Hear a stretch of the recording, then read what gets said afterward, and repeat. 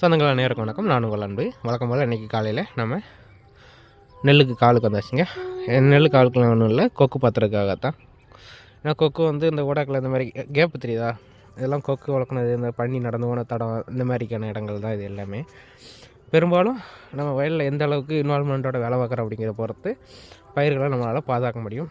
அதே மாதிரி தான் நம்ம காட்டுப்பணிக்காக கட்டினது தான் இந்த மக்காச்சோள ஓரங்களில் இருக்கிற அந்த கம்பியும் அந்த பேப்பரும். அந்த பேப்பர் கட்டினதுக்கப்புறம் காட்டுப்பண்டிகள் வர்றது குறைஞ்சிருக்க செய்தி நல்லாவே.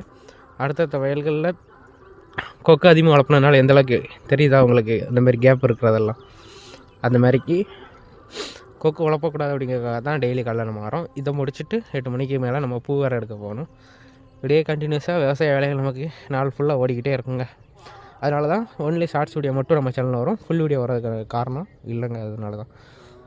ஓகே, இன்னும் நம்ம சேனலை சப்ஸ்கிரைப் பண்ணலாம், மறக்காம சப்ஸ்கிரைப் பண்ணிடுங்க. வீடியோ பிடிச்சிட்டு லைக் பண்ணி எல்லாருக்கும் ஷேர் பண்ணுங்கள். நன்றி, வணக்கம்.